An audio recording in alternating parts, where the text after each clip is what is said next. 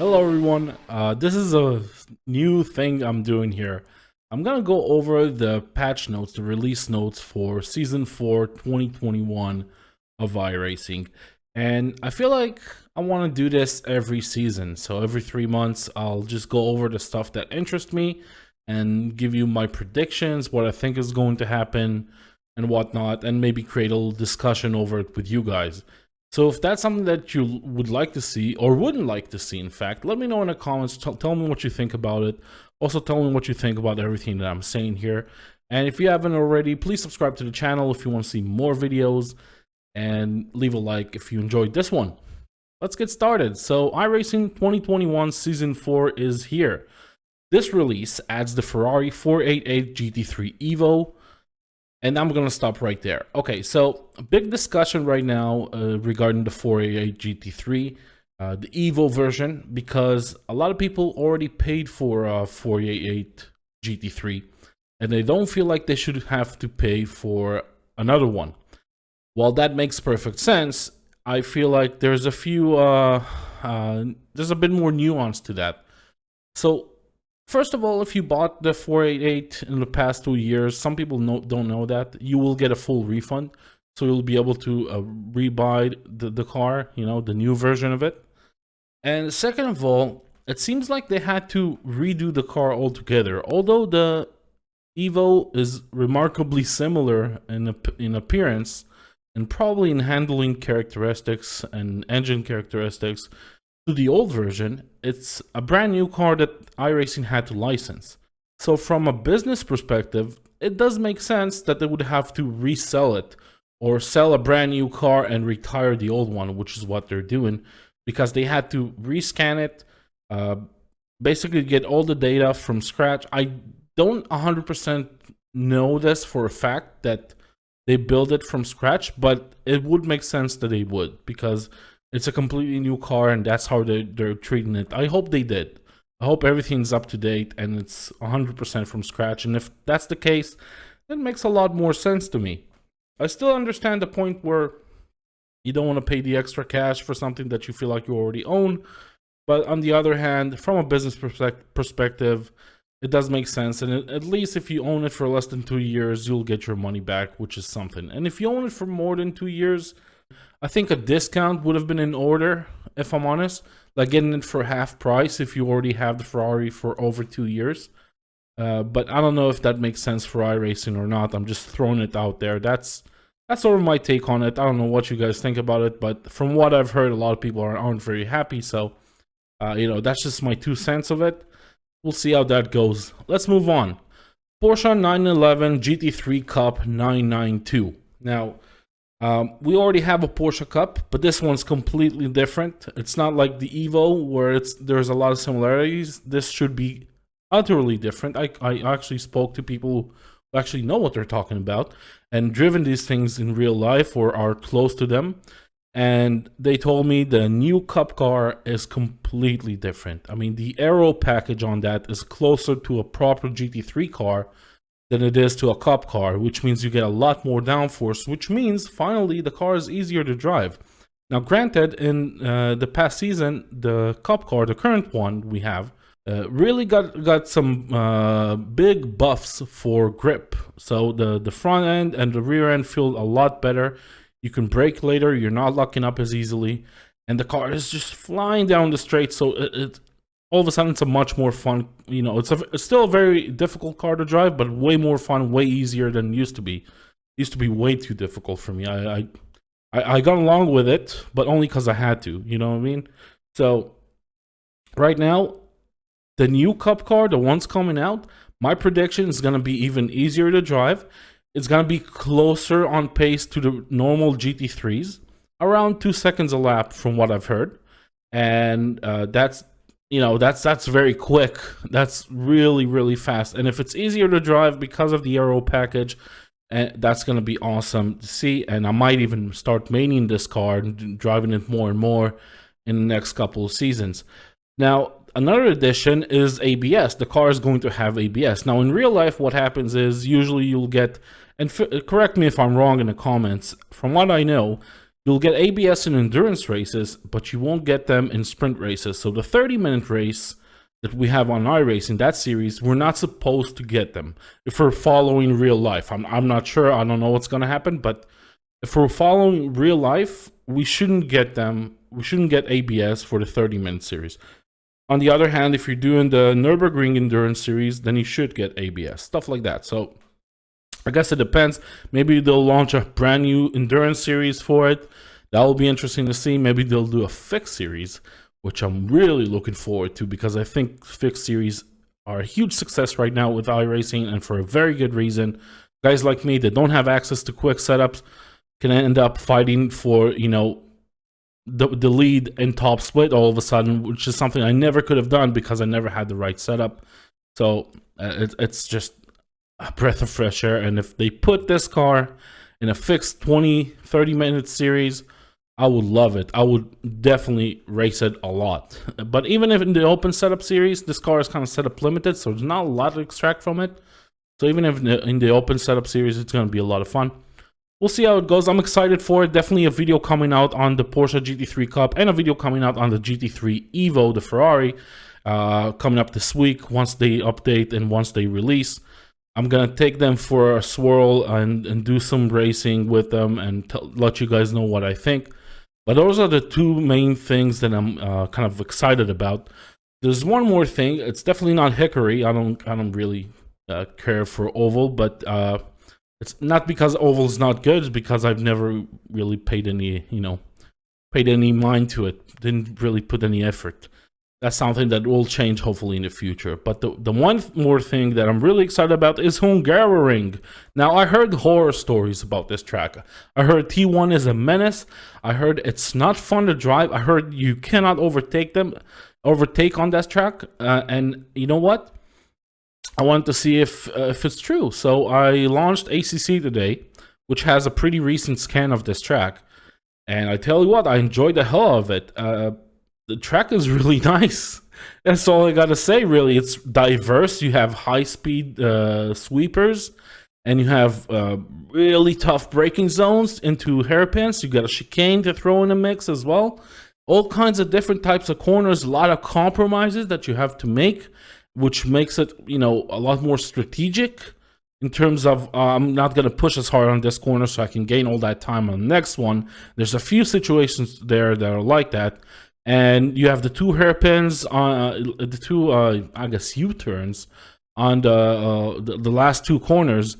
And those are very tricky and hard to find the grip on. And you kind of dance with the car a lot. And combined with the new tire model for GT3s, which I'll talk about in a second, that's gonna be that's gonna be a lot of fun to drive on. And the track is very wide, so I don't see why I cannot overtake there. It's gonna be hard to chase because of the high-speed corners, but there's a lot of opportunities for, you know, going side by side into a corner, trying to outbrake someone. So I definitely see opportunities for overtaking there. We'll see how it goes. I am enjoying this track on ACC, so there's no reason why I shouldn't enjoy it on iRacing. We'll give it a go on iRacing and compare the scans, see what happens there as well. And I'll make a video about it probably this week as well. Now, those are the main things that are brand new that we should kind of be hyped for, I guess. I mean, at least I'm kind of hyped for it, especially the new Cup car and Hungaroring. I don't know about the Evo yet. I will buy it just to test it out, but we'll see how that feels. What I'm really, really excited about is some of the buffs the GT3 cars are getting and the change in tire and ABS model. And let's go over that for a second. Okay, so two huge things coming into GT3 cars. And before I go into what they did to the R8, which sounds actually pretty awesome, but before I go into that, let's go over the tires and the ABS. So tires have been updated for GT3 class. You can expect different limit feel and degradation behavior. Grip will be slightly lower on cold tires, peak after a few laps, and drop noticeably before holding steady until the tires are heavily worn. This seems way more realistic than how it is right now. Right now, your fastest lap is your out lap, your second fastest lap is your first lap, your first full race lap, and your third fastest lap is your third lap, or your second lap, technically. So the tires peak as soon as you leave the pits. You really have to manage them really carefully to make them last while not losing that peak grip that they have. And the longer you stay out with those tires, the worse they'll get. And there's never a sweet spot that comes in. You never have to warm up the tires. That's what I'm trying to say. You're not warming up the tires in iRacing GT3s at all. Your peak grip is as soon as you leave the pits. It's as fast as it's ever going to get right as you leave the pits. That's why you take it so easy on your outlap. You'll see me sometimes do it on live streams where I really take it easy on the outlap to keep the temperatures, not temperatures, but tire pressure in check and as low as possible before I start my quali lap. That's the best way to do things right now. But from what I'm seeing here, that's all going to change, and for the better. So a little bit less grip on cold tires. So there used to be a big problem with cold tires in GT3s where they tried to fix the old tire model, and they updated it, and the cold tires just felt awful and really loose. Take too long to warm up. So they switched things around, and now cold tires are super quick, and just kind of, didn't make things worse. They make things a little bit better, but it's still not there. Right now, it seems like they're taking it to, the right place, the realistic place where it's not going to be great on cold tires. You still have tire blankets, so it's not going to be dead cold. You're not going to get dead cold tires, so it's going to work. But it's not going to be quick, and it's going to be a little snappy or loose. That's what I'm predicting, at least. And they'll peak after a few laps. That means that the first full lap after the out lap will be okay. Second lap will be fast. Third lap will be fast. Fourth, maybe some degradation. Fifth, maybe some degradation. That sort of area. And that's actually very realistic from what I've heard from people who actually race GT3s or any car that has slick tires. That's kind of the behavior that you should expect. So I'm really hoping that what they're saying they're gonna do is actually what's gonna happen. And if that's the case, that's I don't know if it's a game changer, but it's definitely a step in the right direction. Especially for someone like me who's really committed into GT3s right now. I know a lot of you guys are as well. If it feels better, coming out the pits, you got a slidey car, and on lap 1 you're getting a little more confidence, and lap 2 is money time. I love that. I absolutely love that. I hate the fact that my fastest lap is my out lap and my first lap. I hate that. ABS control, this is big. This is really big. This seems like a minute thing, but they highlighted it, and you know what? I'm happy. ABS control has been adjusted slightly. Proportional gain has been increased. More aggressive pressure cuts now allow the system to converge on target slips more quickly. What does that mean? That means that, from what I understand, and correct me if I'm wrong if you know better, and I guess we'll see soon enough, right? But what that means is it will prevent tire slippage faster. So it won't allow as much slippage under braking. Why is that important? Well, on iRacing, and specifically with GT3s, the ABS is a tire killer. It heats up the tire to a point where when you reach the corner, if you're really leaning on the ABS when you're braking, you'll hear me talk about in my track guides all the time. If you're really leaning on the ABS while braking, you're going to have a hard time turning the car. The car is just not going to respond for a few seconds. It's not going to be any good. Basically, you really have to try to actively avoid it, or develop a new technique where you lean on the ABS, but you can't somehow manage to get the rear end to snap on entry and get that rotation done with the rear, and not having the fronts being as loaded. So you really got to work around it with GT3s and with a lot of different cars, but specifically GT3s with the ABS system. It's not realistic. 100% confirmed by every guy I know that's an actual racing driver that drove GT3s. I spoke to a bunch of people on this, and they tell me, look, we lean on the ABS like crazy. It's faster this way. There's no way in hell that not having ABS can be faster. The ABS saves us, and we're counting on it to gain more speed, to brake later, to carry more speed into the corner and save more tire, etc., etc. So it's definitely more realistic to have an ABS that's active and helpful than actually one that prevents the car from turning into the corner. So what this means to me, and this is how I interpret it, what this means is it's not going to allow for the tire to slip as much. It's going to be more aggressive and will cut the brake pressure quicker, so the tire won't lock up as much. Therefore, hopefully, mitigate the tire heat that's created from the lockups, those mini lockups where the ABS is not working, not cutting. It will minimize it, so it will allow you to use more of the ABS before you turn in without ruining the peak grip that you're supposed to get from that tire. So that's what I think is going to happen. You know what? That's what I hope is going to happen. I really don't know. I really don't know. What do you guys think? That's really interesting. This is probably the most interesting bit of this whole release note, because this is something that's been going on for, I don't know how long does iRacing exist. Ever since they had GT3s here, this has been a problem. And this has been something that a lot of people with real world experience would say, or coming off of ACC, for example, and they would say, what the hell is this? Why can't I use the ABS? And someone like me will come along and say, yeah, you can't use it. It'll just ruin your lap time. And we're like, what? I need ABS. Cars need ABS. And you know, it doesn't compute well with a lot of people. Breaks the immersion and makes it unnecessarily difficult to drive the car. GT3s are supposed to be pretty easy to drive, and on iRacing in general, over the years, they've been a bit harder than other sims. And some real-world drivers have told me harder than real life as well. Obviously, if I go into a real-life GT3 car, it'll be way harder for me. But for a racing driver who does have a lot of sim experience, they say that GT3s on iRacing are harder than real life, and that's not realistic.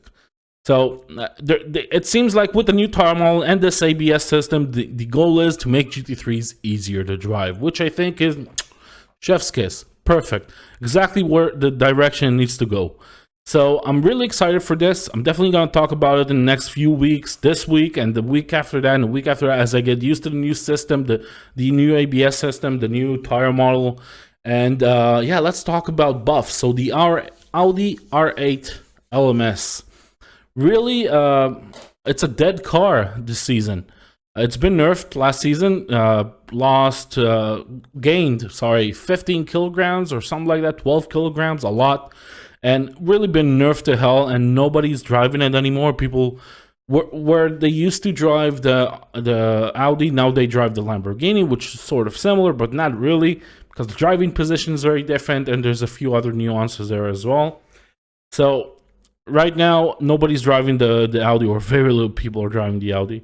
And that's a shame, because you want to see as many cars on the track as possible. So, reduced 5 kilograms and increased aerodynamic downforce. And that's great. That's going to help it be more competitive. I don't know how significant this change will be, but 5 kilograms, trust me when I say, it's not nothing. Especially when trying to lose it. My fat ass has been trying to do that lately. So yeah, 5 kilograms is not nothing, because you feel it when you're braking, you're accelerating, your top speed, and when you're cornering. That's going to affect everything. So if you improve all those parameters by just a little bit, 5 kilograms is just a little bit, you'll end up with being a way more competitive car. Increase the downforce just on top of that, and you know, we might have a winner here. We might be seeing the Audi way more this season. We'll see. I'm not entirely convinced that's the case, but it's definitely a step in the right direction to be seeing more GT3s on the track. That's for sure. BMW M4 GT3, no real changes, which is fine. It's pretty OP right now. It's one of the best cars in in GT3 series right now, in fixed or in open series and VRS Sprint. So there really isn't a point of touching it. As long as they buff the cars that are weak and keep the older cars, the cars that are currently pretty OP, the same, I think that things should balance out. So this is a step in the right direction. I only see fixes, like bug fixes pretty much, and a new engine backfire sound, which is always nice, having more noise. So that's great. Let's look for other GT3s. Corvette GTE. Slight nerf. I doubt this 5 kilograms is going to do much, considering how OP it is right now, but we'll see. I know the BMW GTE also got like a 5 kilogram reduction. That should make it a little bit better, but again, doesn't sound like much. Doesn't sound like much, and I feel like they're neglecting these cars. Here's a thought. Here's something I've been thinking about and playing around with. Regardless of this patch note, what do you guys think about this? GTE 20-minute fix series, just like Fantech GT3 Challenge. Just BOP the cars.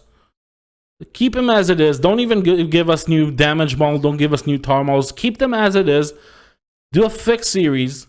Let us run them for 20 minutes at a time. We'll have plenty of fun. We don't have to go to 45 minutes of IMSA and get a setup and find the OP car and blah, blah, blah. Just give us 20 minutes fix of nothing but GTEs. It's going to be a hell of a lot of fun. You won't have to support it like crazy, and you'll have a new popular series on your hands. People who love it will be the last fortress. iRacing will become the last fortress of GTEs if that happens. That's how I feel like. People love these cars. They're more fun than GT3s, hands down. There's nothing you can do about it. No ABS, way more downforce, a little bit more horsepower, way more fun, right? They're a lot of fun. So why not just give us a series that's focused on that? Just plain 20 minutes fixed. What do you guys think about this? I would be really excited to hear it. I really, really want this to happen. Let's move on. I'm looking for... Yeah, we got the new Ferrari Evo. Okay. For GT3. Look at these buffs, dude. Look at these buffs. This car is either going to be OP or at least somewhat competitive for a change. And I'm really excited for that because, everybody's always rooting for the Ford GT3. It's such a bad car right now. Nobody's driving it, and for a good reason. It's so uncompetitive. You have to be a total freaking god to drive it. Shout out Tilly, and what? So definitely a buff, a big buff. Gear ratio's been adjusted. Don't know what that means, but I'm guessing maybe they put some of the gears closer together so the RPM drop off won't be as significant. Maybe they shortened the whole ratio. Maybe they lengthened it. Whatever it is, I hope it made it faster. Vehicle minimum weight has been reduced by 15 kilograms. That's a crap ton. That really is a ton. So, 15 kilograms going to make this car a hell of a lot faster, going to make it brake better, and going to make it turn in a lot better and be more stable on the power. It's going to be beautiful. More downforce. Can't go wrong with more downforce. So, these two things are already going to make this car pretty OP. All of this seems to fix the car. So I don't know what the problems with this car specifically are. I haven't driven it enough to say, but it seems like they've gone really in depth on how to, what the problems were, whether with creating a setup or the car's baseline right off the bat. But it seems like they're really trying to fix them. So range of differential preload has been increased. So longer range. So what is differential preload? The preload determines the turn-in and rotation, basically the locking of the rear diff. So if you go for lower preload, you'll get better rotation on entry, less rotation on exit. And if you go high, then it's the opposite. Less rotation on entry, more rotation on exit. So having a larger range gives you more play when you're building a setup, and maybe it was limited for some reason and prevented the car from doing certain things in the past, and now it won't be as limited. So setups can potentially make it go faster. Same with spring. So the minimum front spring rate has been increased to 210. So it used to be lower, I suppose. I don't know why they did that, but I guess it's to complement everything else, I suppose. I don't know. Steering been adjusted to improve feel and provide a greater sense of handling control. Excellent. Basically, they're saying here better force feedback. Love to hear it. Trying control settings and stuff that don't matter. So yeah, big buff to the Ford. I'm looking forward to it. Maybe give it a go at some point this week. If it becomes the OP car, that will be hilarious. That will be pretty freaking fun. Just to see it around. Like, it's been so long since I saw more than one Ford in a 50-car split, and it's just for the memes. Like, the team's name is here, I'm just for the memes. So, it'll be fun to see it around more. Definitely step in the right direction, especially because they're not buffing the OP cars. They're just, you know, buffing the nerfed cars, the dead cars. And because of that, there's a good chance we'll start seeing more different GT3s, which is exactly what we want. We want everyone to be driving the car that they like. So step in the right direction. Kudos for you. Tilly's probably excited. He's doing backflips. Let's see what else we got here. Don't care, don't care. Okay, nothing to the Huracan, which is great.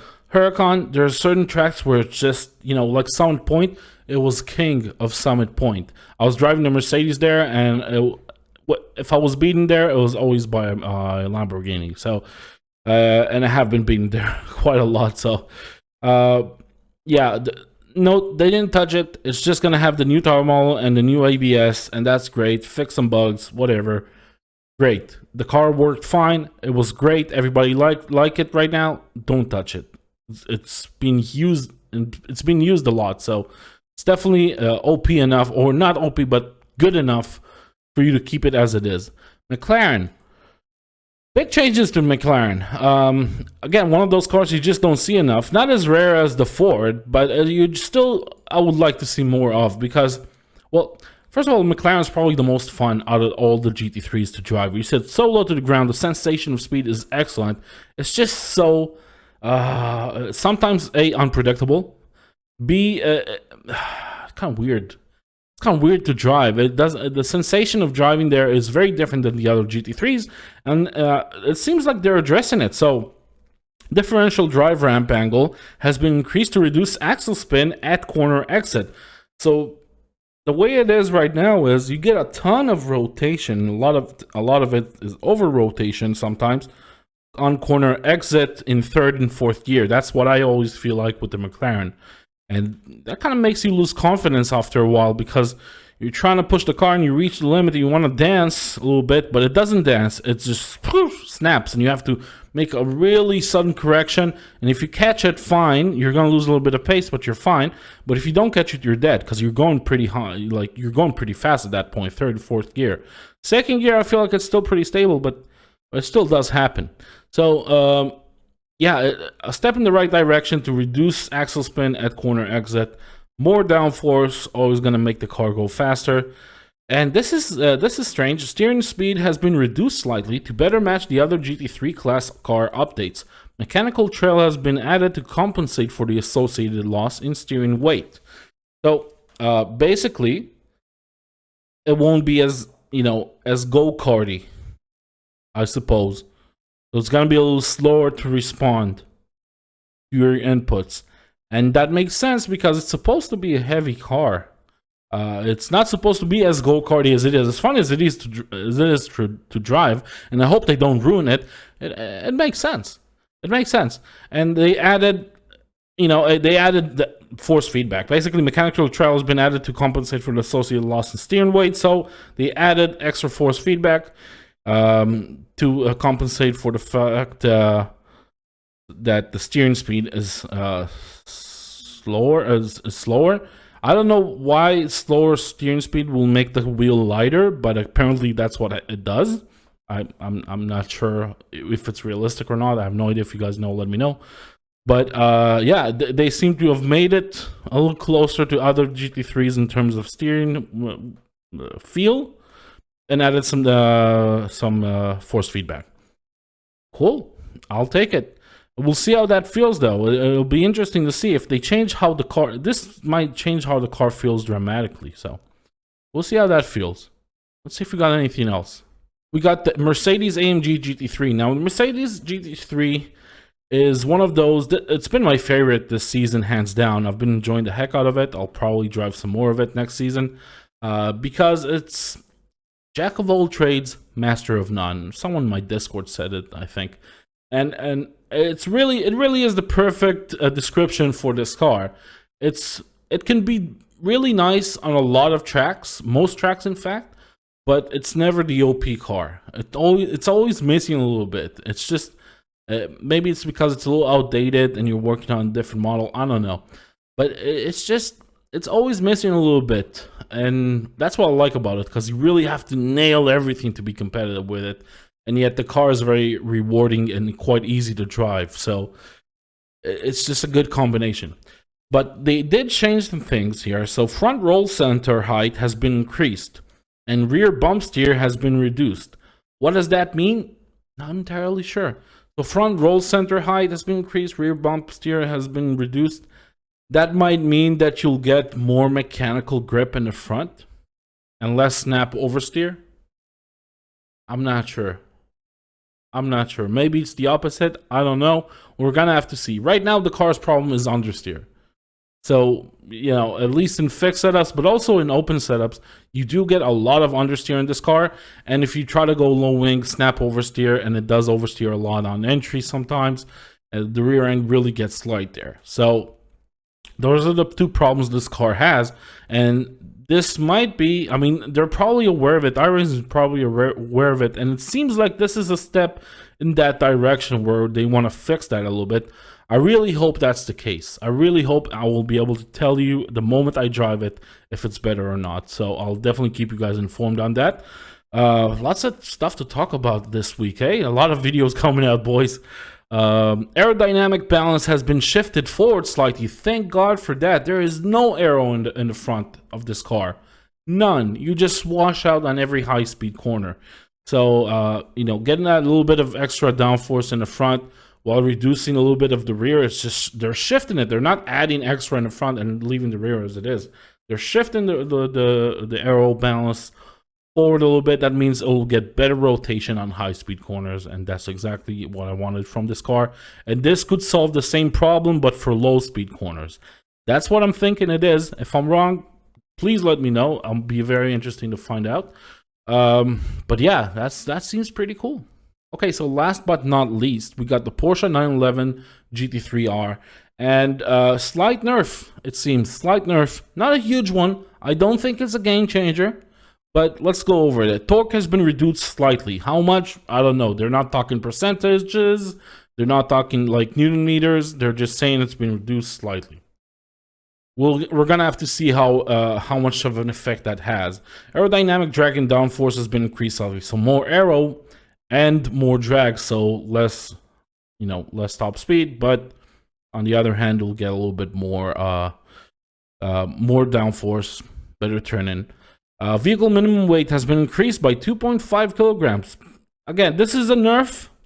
It's not nothing, but it's not much. 2.5 kilograms is really isn't much. Really isn't much. And front end geometry has been updated to reduce pitching through braking zones. So this is weird. I'm not sure what happens. The car does seem to nosedive a lot under braking. Like, if you look at this car from a replay point of view, like from an external point of view, then you'll see it just nosedives. And if they're mitigating that, plus increasing downforce, I think one of the main problems with this car is, I think the only really big problem this car has, if I'm honest, is high-speed corners with altitude changes. Take, for example, Spielberg, you know, Red Bull Ring, the penultimate corner, the final to last corner. You have a high-speed right-hander, a real fast sweeper, and you're going to have to brake pretty hard for it. So around 50%, 60% pressure right before you downshift and turn in the car, and you're starting to go downhill pretty steeply as well. And the car nosedives, and you snap the rear end. I don't know if you guys drove it this season, but a lot of people told me it happened to them. It happened to me with various setups. It's been a real issue to solve. It's been really difficult. You had to drive around it instead of straight up solving it. No other cars felt like that there. The car just nosedives and snaps on entry. Because of the altitude changes, just made it worse.